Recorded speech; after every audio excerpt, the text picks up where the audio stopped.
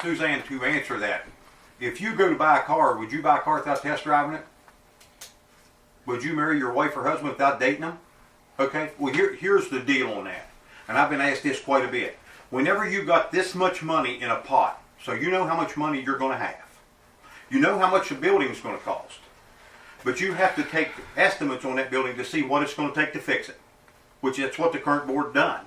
We took estimates to see what the price was. To see if it would fit within our budget of what money we had. That's the reason we put it up for budget, put it out for quotes or took bids before we actually owned that building up there where the Old Moose Lodge is at Buckeye. Because we wanted to know what the total price of that building would be when it was finished. Thank you. Ms. Hollinsworth? Would you repeat that? Yes. The Board of Education has been criticized for advertising requests for proposals to renovate the new board office before even offering a contract to purchase the property. Would you have preferred that the board offer a contract to purchase a property without having reliable estimates of how much the renovations would cost? No, it would not. I've lived with a builder for over 40 years, and he would have a fit if I even considered looking at renovating something, buying something, and trying to renovate it without knowing how much it was going to cost. And the first thing he does when he would go and talk with somebody about changes, not exactly what the changes are, but what it's going to cost, all the things they're going to run into before they start the renovations. So definitely you need to know what you have up front before you talk about buying a piece of property. Thank you. Mr. Miller? Well, given that I'm the one that's been criticizing this process, I'll own that. And the reason is that the board paid $100,000 for a building that's a derelict.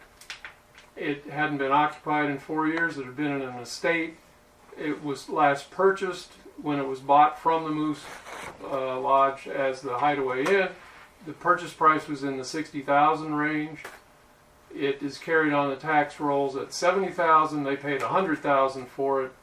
They did not have a contract that, even with a contingency clause, that would allow them to go and seek pricing for renovations. That's what I was complaining about, the fact that they did not know how much that building was going to cost until after they had already taken bids and accepted bids to renovate a building they didn't own. What I have complained about is the fact that the process was backwards. They should have at least been able to lock in a price to purchase that, knowing that what the whole project cost would be. As it turned out, they got renovation contracts for around $50,000, and then they paid $100,000, and only because of a Freedom of Information request that I filed were we able to find out that they had $170,000 to work with, because they wouldn't say. This was all a secretive process. It was all done in private, in the sense that the decision to move ahead with that project was not public knowledge, and I don't think that's right. Thank you. Ms. Hefner? Will you repeat the question one more time? I'm sorry. Yes. The Board of Education has been criticized for advertising requests for proposals to renovate the new board office before even offering a contract to purchase the property. Would you have preferred that the board offer a contract to purchase a property without having reliable estimates of how much the renovations would cost? No, obviously not.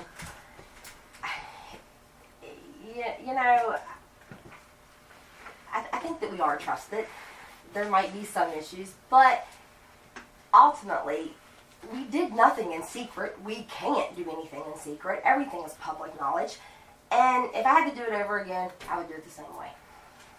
Thank you. Thank you. Mr. Burns? Repeat the question.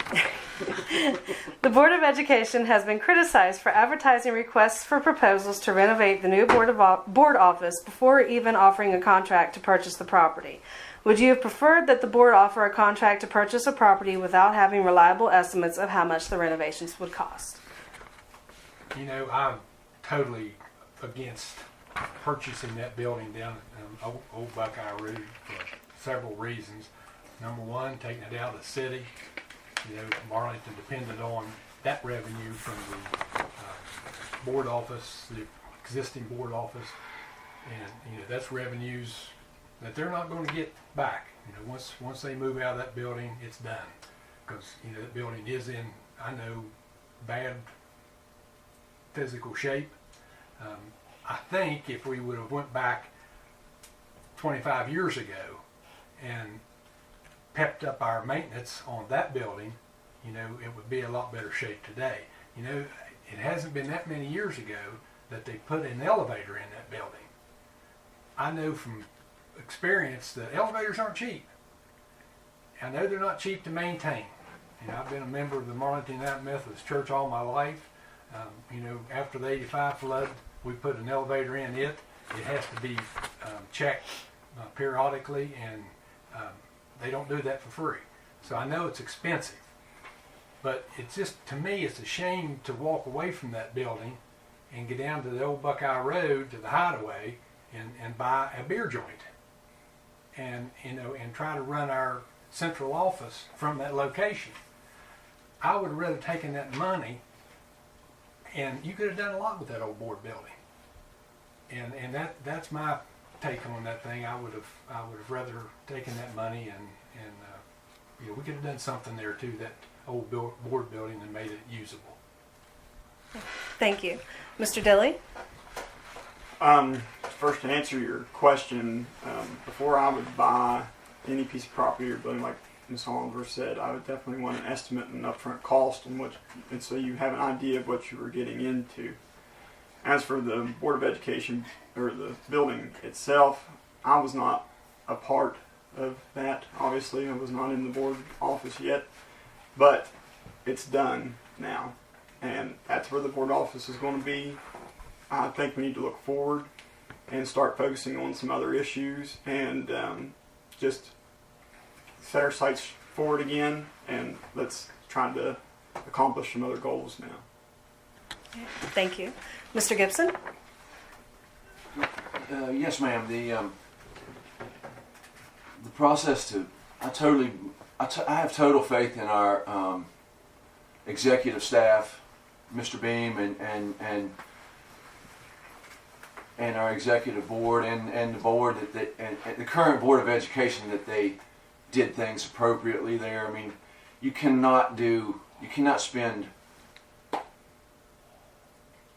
federal money like that without going through the proper steps. I, for one, I think that current Board of Education building is the single only waste of money that we currently spend money on in our whole entire school system. The executive staff is up on the second floor. Most of our tax-paying citizens can't even visit the executive staff if they had a concern and wanted to go voice their opinion. We have the meeting room there for the public to come and interact with the Board of Education is smaller than this room we're sitting in right now, just about. And every time we have them, you know, they go to executive session, the whole group's got to go outside and stand in the rain and the snow in the street. It's really, I'm for one, and I think that having a new building is a good thing, of many positive things that we could talk about tonight. I mean, I think there's more positive things about that decision than there are negatives. To answer your question, thank you.